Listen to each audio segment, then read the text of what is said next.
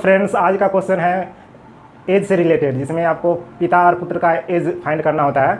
तो इसमें देखिए क्वेश्चन है, इसको पढ़ते हैं। देखिए क्वेश्चन कह रहा है 5 वर्ष पूर्व पिता एवं पुत्र की आयु का योग 40 वर्ष है। मतलब 5 वर्ष पूर्व जो है ना, बाप और बेटे का आयु कितना है?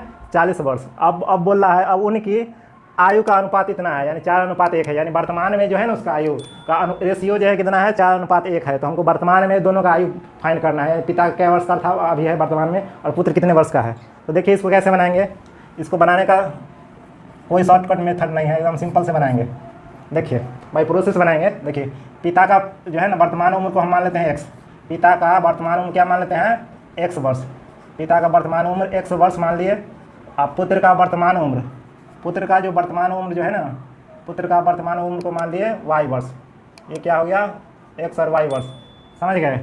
अब देखिए हमारे इन्फॉर्मेशन क्या दिया हुआ है? 5 वर्ष पूर्व का दिया हुआ इन्फॉर्मेशन कह रहा है 5 वर्ष पूर्व पिता और पुत्र का आयु का योग कितना है? 40 वर्ष है। तो देखिए अभी मान लीजिए अभी जो है पिता x वर्ष का है, तो 5 वर्ष पहले क्या होगा? x - 5 होगा। जैसे आप अगर 20 साल के अभी है तो 5 साल पहले कितना साल के होंगे? 15 साल के, यानी 5 साल माइनस करेंगे। तो उसी तरह इसमें देखिए वर्तमान में अभी पिता है क्या वर्ष का? x वर्ष का। तो 5 साल पूर्व मतलब पहले, तो इसमें माइनस करना होगा 5 वर्ष।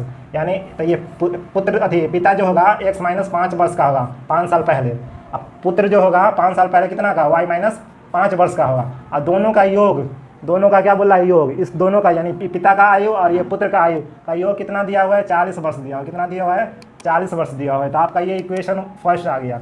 फिर आगे कंसेप्ट अब बोला है, अब उनकी आयु का जो रेशियो है ना, कितना है रेशियो? 4:1 है। यानी वर्तमान में जो है ना पिता की आयु x वर्ष है वर्तमान में, और पुत्र की आयु कितना है? y वर्ष। रेशियो का मतलब क्या होता है? बट्टा। यानी कि इसका अनुपात क्या दिया है? 4:1 दिया हुआ है। क्या है? 4:1। समझ गए।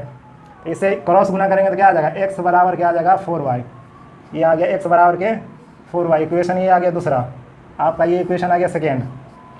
अब देखिए ये वाला जो है ना x के स्थान पे 4y रखेंगे तो पुत्र का आयु पता चल जाएगा इस वाला में, फर्स्ट वाला इक्वेशन में।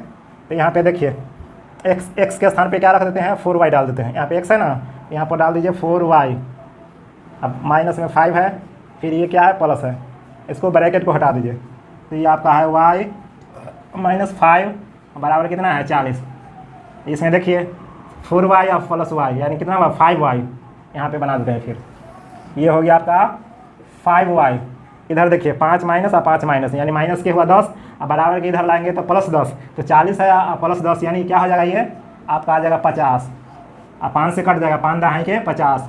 यानी पुत्र जो है ना वर्तमान में क्या वर्ष का है? 10 वर्ष का है। पुत्र कितने वर्ष का है वर्तमान में? 10 वर्ष का।